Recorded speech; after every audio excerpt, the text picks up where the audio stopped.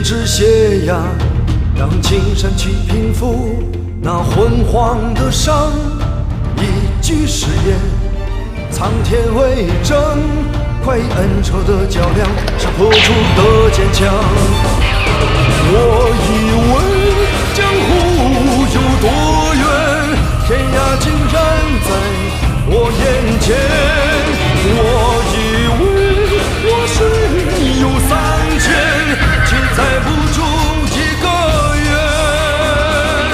一生闯荡，侠骨柔肠，酒杯中不下隐恨的风霜。一纸荒唐，天各一方，是谁一生吟唱，爱恨两茫茫。我以为江湖有多远，天涯竟然在我眼前。我以为我水有3000，却载不住一个圆。如果再相见，你是否接受这沧海桑田的句点？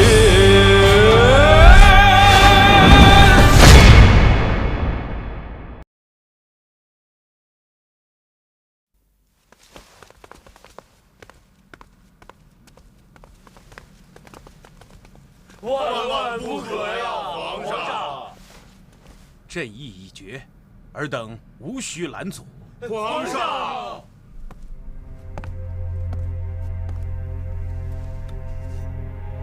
皇上，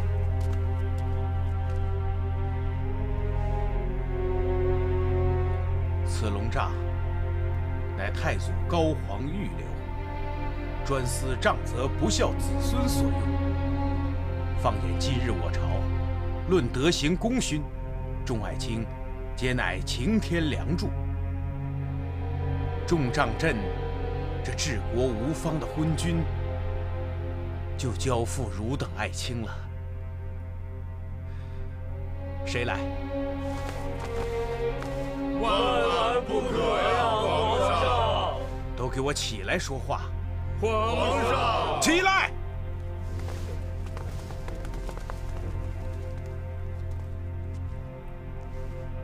孙伯宇，臣在。爱卿忠心国事，乃国之肱骨。这重责昏君的龙栅，就交给爱卿了。皇上，微臣不敢。不敢，就是不从；不从就是抗旨。打，狠狠地打。皇上，微臣不打。微臣不敢打，更不能打呀！大胆，孙伯宇，你真想抗旨？微臣即便是被推出午门问斩，身受异处，也绝不能杖责皇上您呐！皇上，臣不忍呐！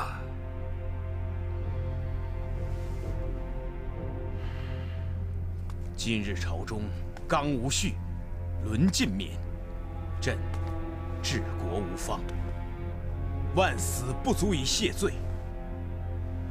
杖责之刑，不过鸿毛羽轻。爱卿，你有何不忍？今日朝纲不正，是非误皇之罪呀！非朕之罪，那是何人之罪呀？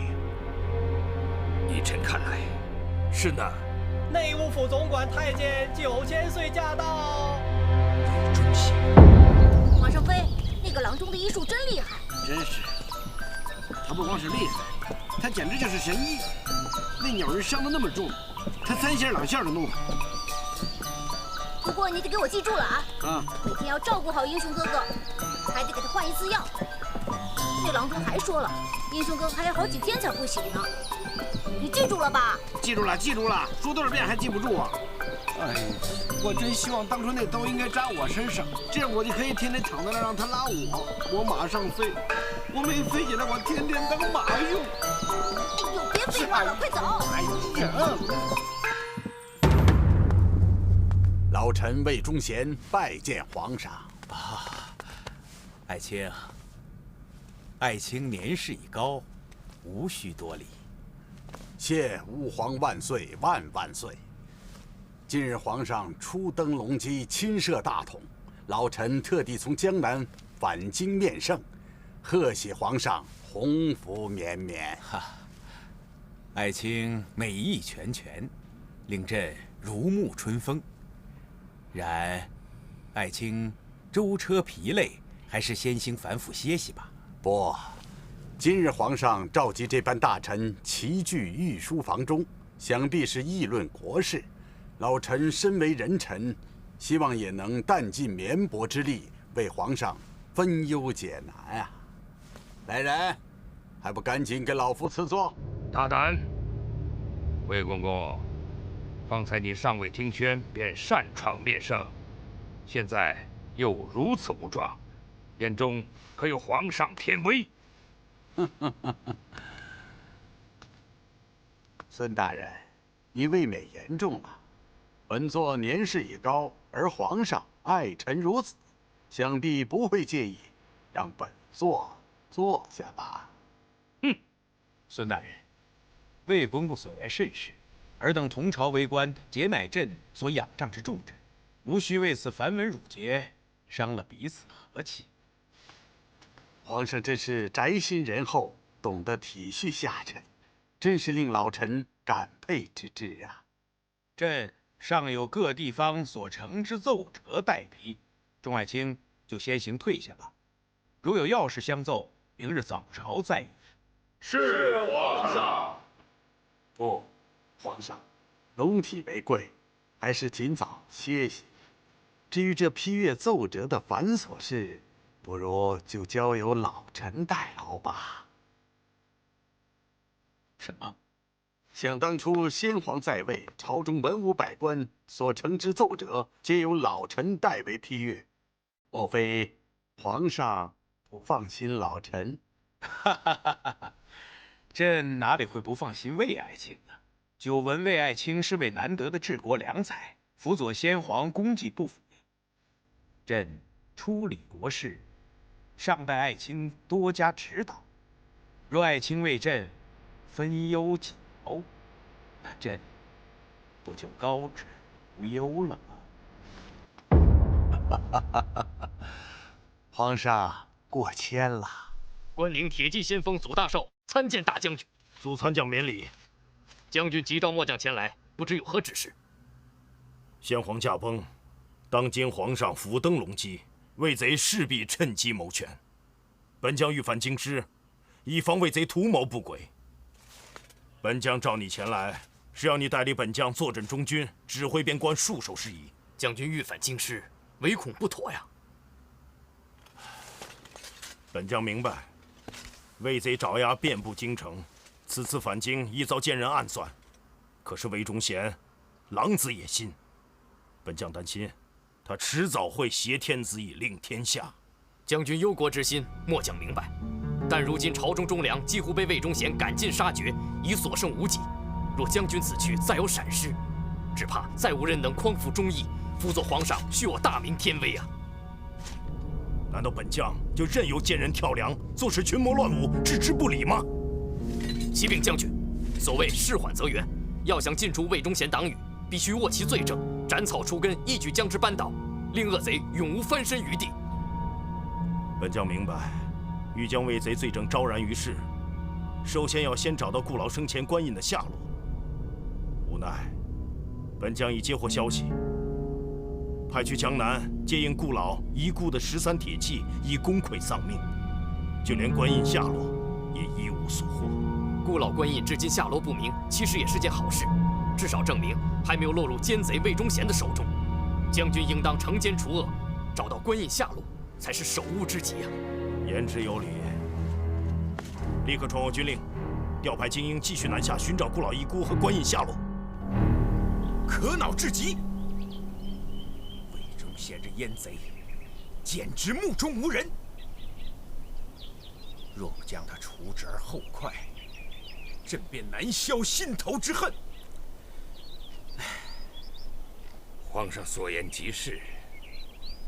这魏忠贤玩术弄权，此人实乃国之大忌。为了庙堂社稷、苍生黎民，魏忠贤这条奸狗不得不除啊！先皇宠信这阉贼，放眼满朝文武，10之8九皆是这奸人的鹰犬爪牙。想除此大患，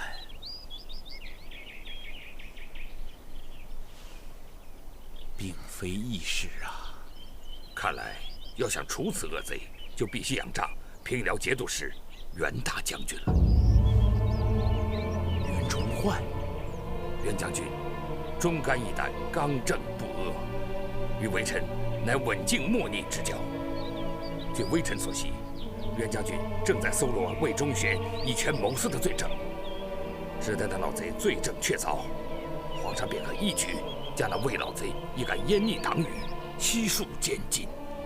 但愿袁将军能早日助阵，铲除恶贼，重振朝纲。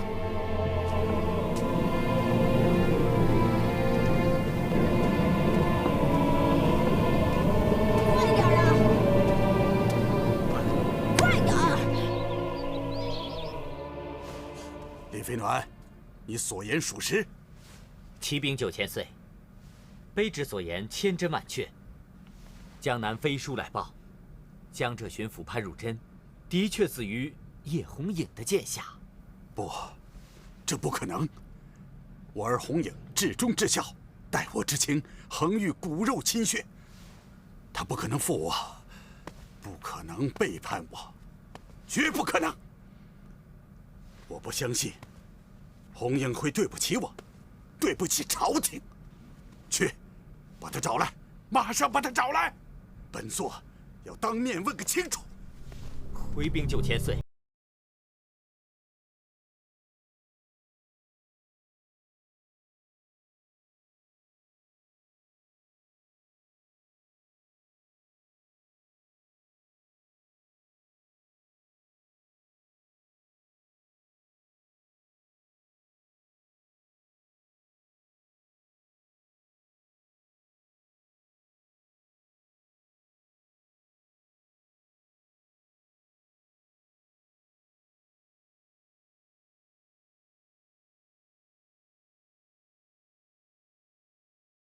山庄，对，折剑山庄。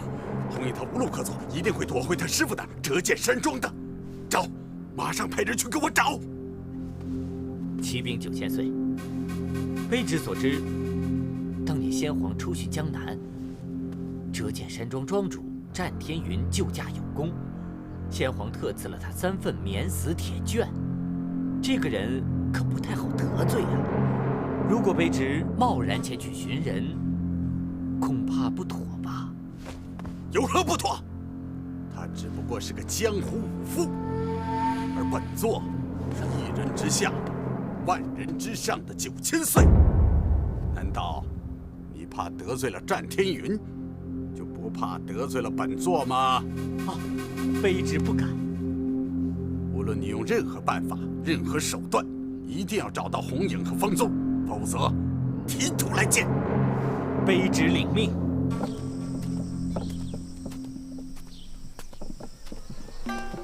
哎呀，快点，快点！哎呀，哎，不行，不行了，不行了，实在走不动了，我快闷死了！哎呀哎，你干嘛？千万不能站！我都快闷死了！万一官府出了告示，画了咱俩的画像想抓我们，那你一露出脸来，他们不就认出我们来了吗？闷死了！你喊闷？那英雄哥哥躺在那里，他怎么就不喊闷呢？要不然让他出来，我进去躺着去。我也不喊闷。他在里边不省人事，他闷什么呀闷？你就别那么多抱怨了。你要想活命，就乖乖的听我的话。如果任何人问起我们为什么这种打扮，就说我们是从西域来的。你明不明白呀？明白了，明白了，都说10多次了。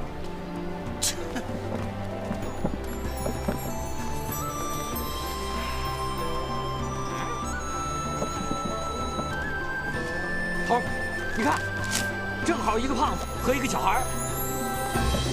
不管了，我死的人。站住！我说，这么热的天儿，你们舞这么严实，不热吗？热，还舞这么严实？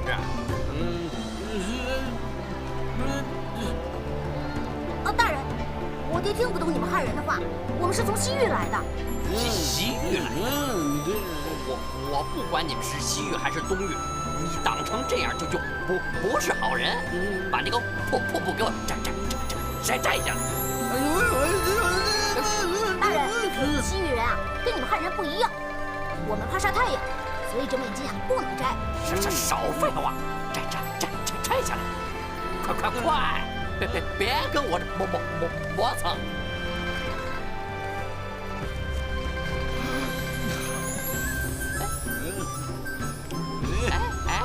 是不太像啊。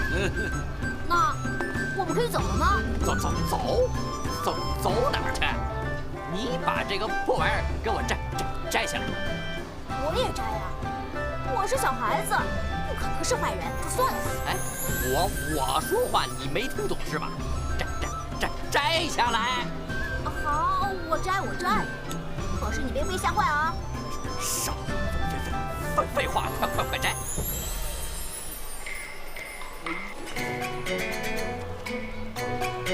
你们也太过分了吧！这么点小孩就长这么大的胡子。大人，您不知道，我们那里的人啊吃肉吃得多，所以小孩子长胡子很正常。对吧？我们那里人长胡子，从小生出来就长胡子。哦，哎，你不是不会说汉人的话吗？只会一句，但是这句比较长。哎，有没有见过这3个人呢？没见过。哎，走。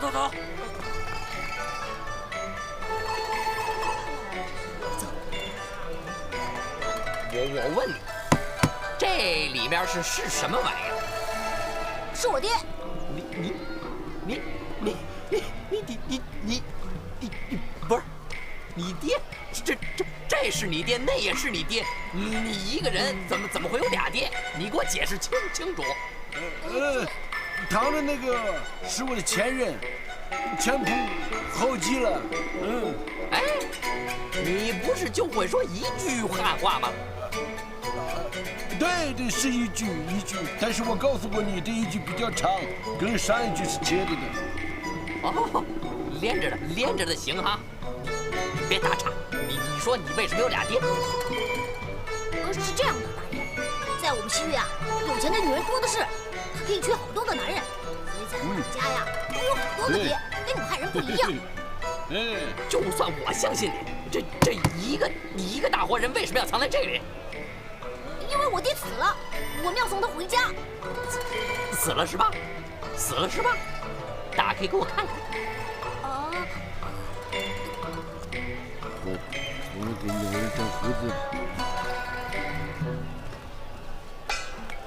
你们嘀嘀咕咕的干什么呢？大人，我们说的是西域话。我这个爹的意思是说，我箱子里的那个爹呀，都死了，样子很可怕的，怕吓着你。你开什么玩笑？我在衙门里都待了起码10年了，什么样的尸体我没有见过，我还害怕。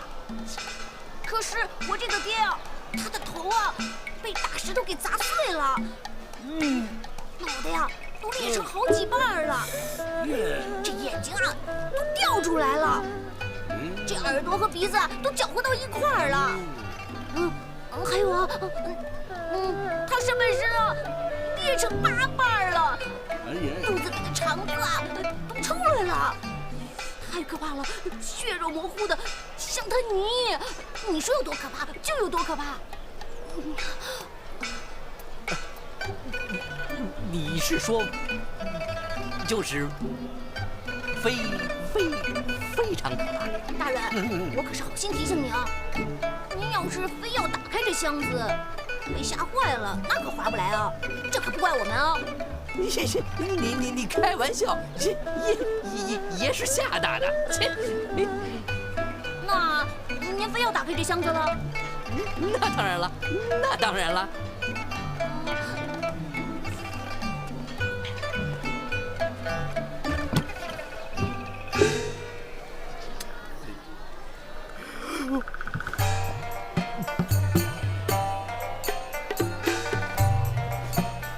你敢骗我？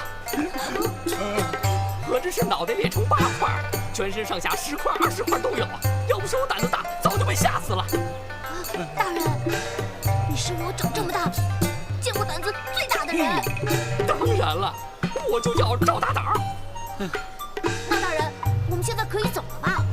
赶快走，赶快走！记住，一定要捂严实，以后严禁带这种店出来吓唬人。滚！太厉害了，走。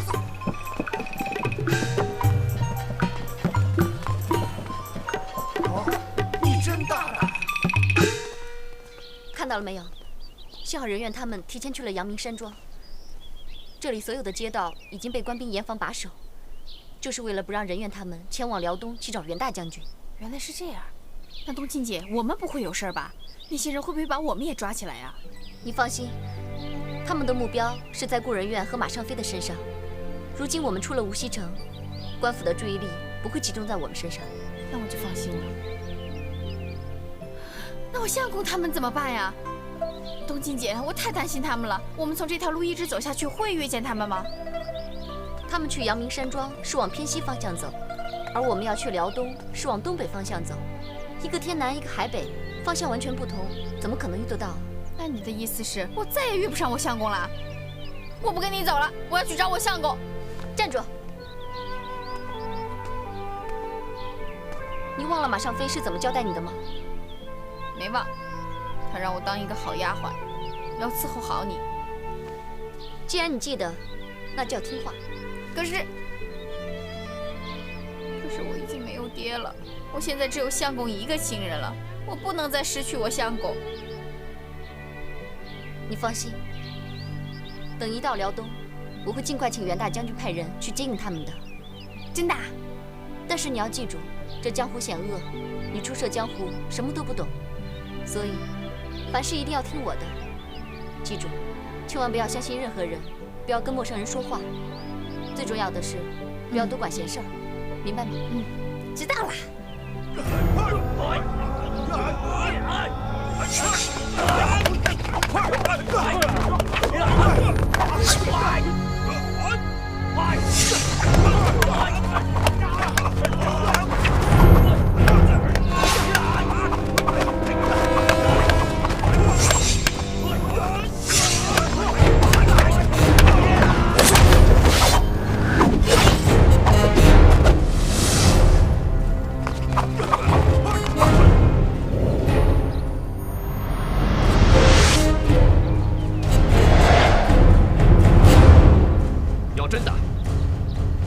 留情。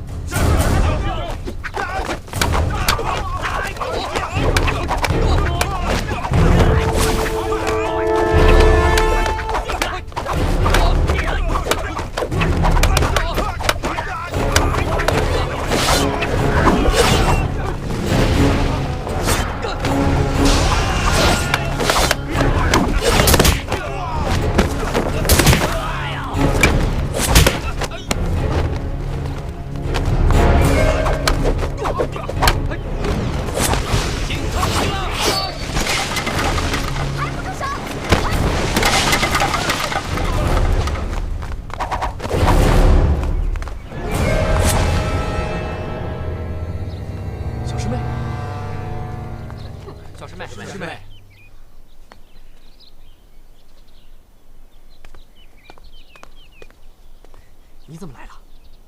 二师兄，你明知道这招听涛劈浪是夺命的狠招，同门练剑，岂可下此重手啊？灵儿，其实我……还有你们几位师兄弟，我爹不是常说吗？这盘龙剑阵的剑法极其凶险，练剑的时候绝不能行此剑阵。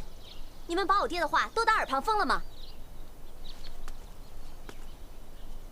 小师妹，这也不能全怪我们呐。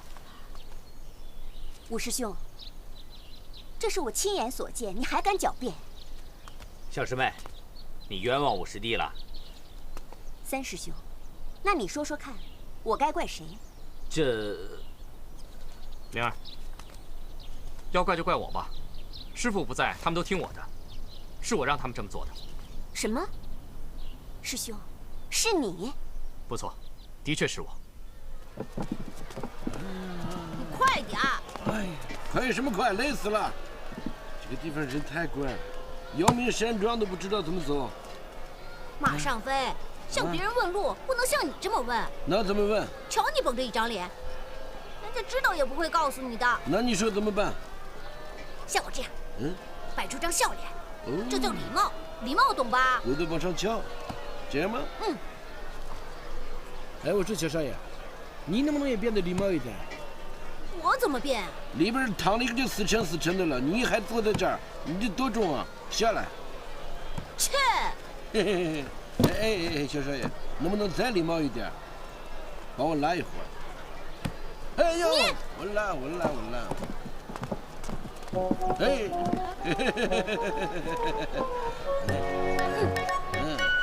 哎，我们山庄怎么走？你想干什么？要鱼山庄怎么？哎，你敢调戏我娘子？干什么你啊？谁调戏她了？我在问路。你看看你的样子，还说没有？我这样子怎么了？一看就不是好东西。可以吗？我警告你啊，别让我再看见你。看见我又怎么样？哎，来劲了是吧？我见你一次打你一次，我见你2次，我打你3次。走。傻子，切，大婶，数都数不清楚，还打我呢？我怎么可能是色狼呢？对啊，你怎么可能是色狼呢？对呀，你呀，你只可能是……对，我知道你要说什么，都是你出的破主意，差点挨顿打。马上飞呀，马上飞！我真的对你很失望。怎么了？你找个年轻人，他不一定知道；找个老的，肯定管用。你这根本就是明知故犯。幸好我爹外出云游，不然他看见你们师兄弟生死相搏，肯定会大发脾气的。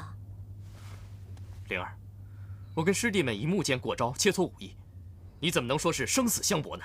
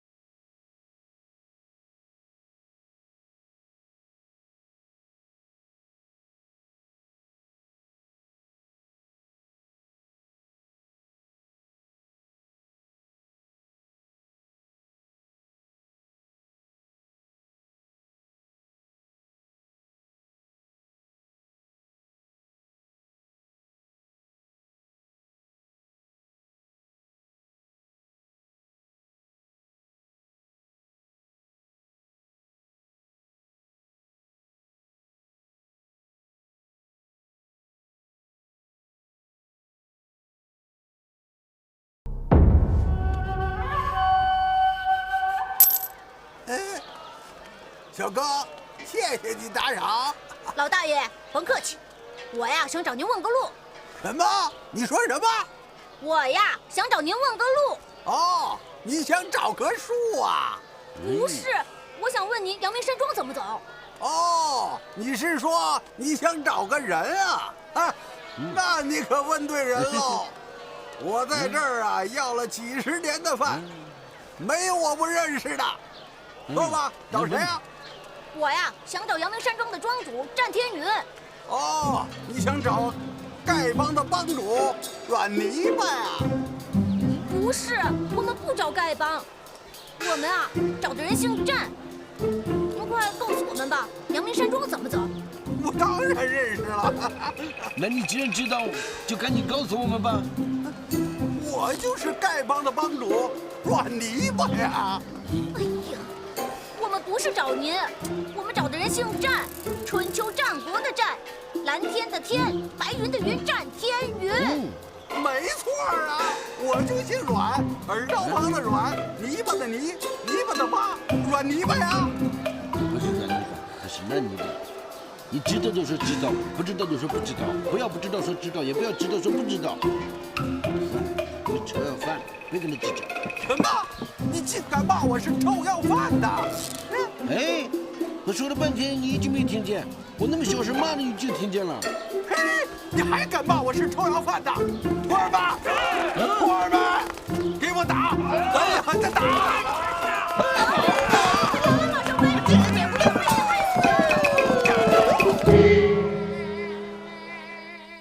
艾迪，别想了，吃点东西吧。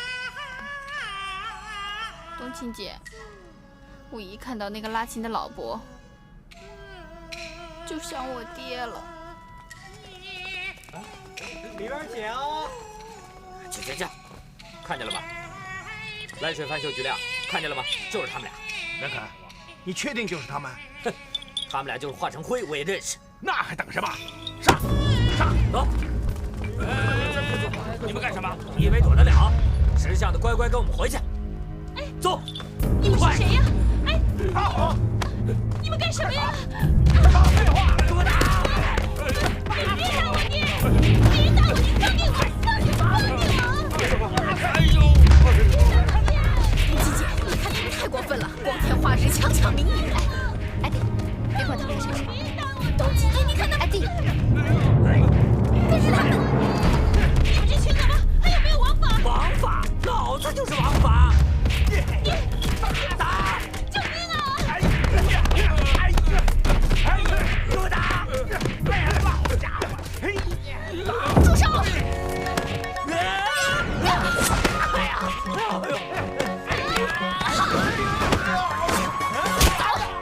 没事吧？哎呀，你们干什么？放开我！我一脚！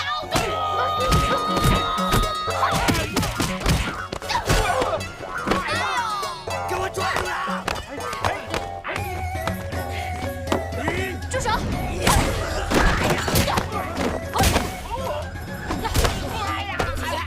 是的，太厉害了！捣乱！快走！臭丫头，你给我等着！哼！老伯，你没事吧？没事没事。刚才真是多谢2位姑娘了，要不是你们，我们真不知道该如何是好啊。没事儿，有我们俩姐妹在，那些人不敢再来欺负你们。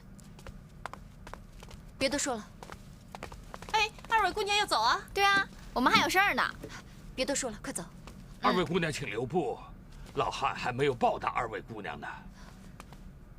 不用了，我们不需要你报答。那怎么行？小女子虽然读书不多，但是知恩图报的道理还是懂得的。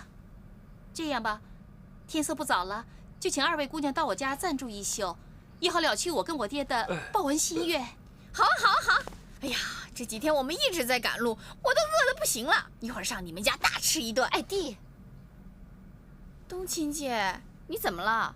我又没说错什么，你干嘛这么看着我？你就请2位姑娘行行好吧。刚才那4名恶霸被你们教训了，肯定心里不服。要是晚上找上门来报复，我跟我爹真是不知道该如何是好啊。你说的没错。今天晚上我就上你们家，看那些恶棍还敢不敢来。艾弟，你忘了我是怎么跟你说的吗？冬琪姐，这个闲事我管定了。你看他们多可怜啊，你总不能见死不救吧？冬琪姐，什么都别说了，这事我一定要管。既然你执意如此，我无话好说。冬琪姐，哎，冬琪姐，姑娘，我和我爹可就全靠你了。没问题。羌笛频吹韵更悲，异乡做客触栖归。南来孤雁如怜我，牢记家书转达之。好诗。你吓死我了！你说是好诗，你听得懂吗？哎呀，当然听得懂了。小少爷，我跟你这么长时间了，我就是熏，也能熏出个文人骚歌来了。那你告诉我，这首诗是谁写的？这你还真蒙不了我，小少爷。听着这首诗写的有点像那个老二，不是那个姓孔的那个，这孔老二。孔子啊，他老人家从来没写过诗。那肯定是他，爱喝酒，老躺大街上睡觉那男的，喝酒躺着睡。李白，肯定是李白，对不对？哎呀，还是错。李白擅长写绝句，我刚才吟的是律诗。太麻烦了，这么多名我哪记得住啊？你就跟我说什么意思吧。这首诗啊叫《文姬思汉》，意思是说在东汉的时候，有一个人叫蔡文姬，他呀很想念家人，他已经有12年没回过家了。才12年，还没我离家时间长呢。他呀特别希望孤雁能帮他捎来一份家书。蔡文姬还有家人写家书给他，可是我再也没有人给我写家书了。小少爷，是不是想家了？想爷爷了吧？我想花姨，想姐姐，想艾蒂姐，还有莺莺、燕燕姐姐她们。天哪，你还想那么多人呢？我就想一个，我想冬晴姑娘。哎，也不知道冬晴姑娘跟那个壮得如牛的艾蒂他们现在怎么样了。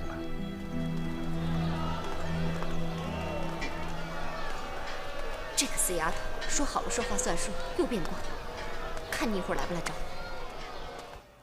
我这祖传的药酒啊，治跌打损伤特别有效，要不要给你们揉揉？哎，行了，我们自己来。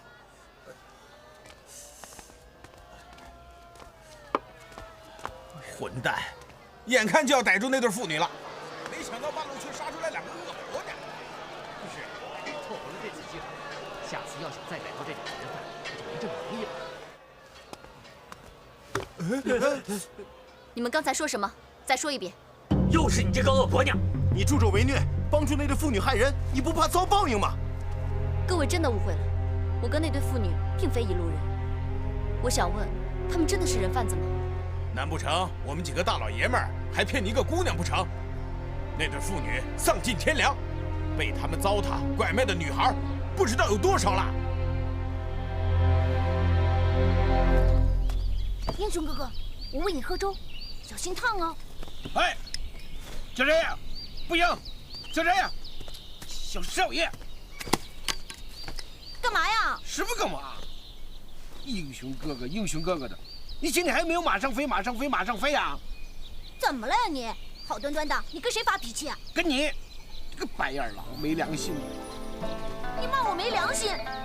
我这么乖，不乖问话的时候我还救了你，我哪里对不起你了？对，你是救过我，可是你自然有了新朋友，你就不理老朋友了。你胡扯什么呀？什么胡扯？你好好想想，你拍着胸脯想一想，从小到大，是谁一把屎一把尿把你拉扯大？有好吃的先让你吃，有好喝的先让你喝，有气我先受，有打我先挨，我那点对不起你啊！我知道你对我好，但这跟你对我发那么大脾气有什么关系？当然有关系了。你一出生，除了你爹娘，就先认识我，你跟他才认识几天啊？刚才你居然要为他喝粥，你什么时候喂过我喝粥啊？哎呀，原来你为这种小事生气呀？对你是小事，对我是大事。马尚飞，你年纪不小了，也该懂点事了吧？你说你好手好脚的，自己能为自己喝粥啊？英雄哥哥跟你不一样，他都成那个样子了，咱们要是不管管他，他不得活活饿死啊？有什么不一样的？他没饿死，我先累死了。你看他天天舒服的躺在箱子里边，我这天天清汤寡水的还得拉着他，死沉的，不容易吗我？好，我知道你不容易，那以后我不骂你蠢，骂你长得像只大笨象，行了吧？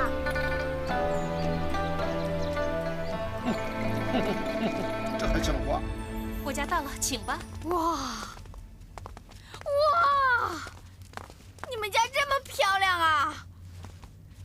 现在卖唱也可以赚那么多钱。姑娘，你是不太懂吧？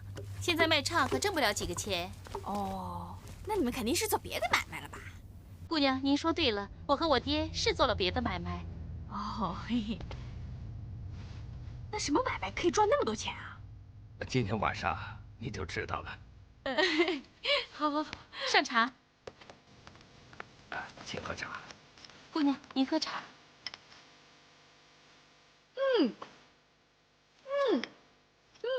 喝茶。他要睡了。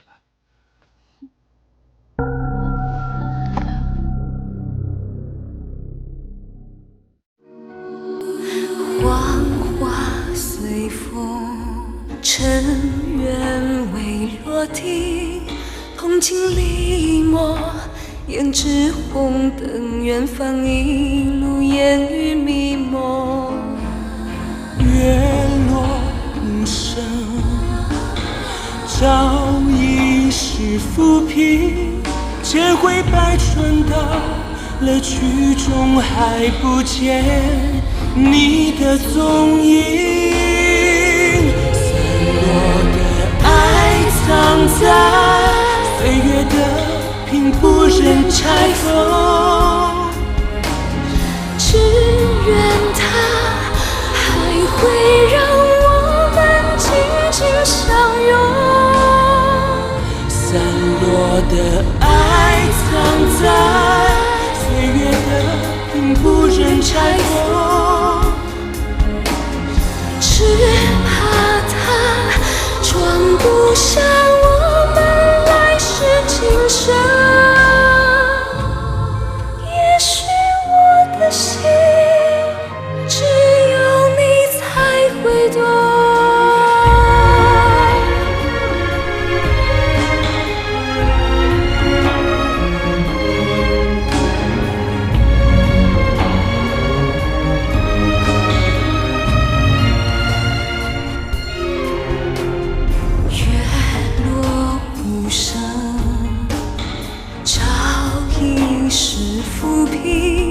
千回百转到了曲终，还不见你的踪影。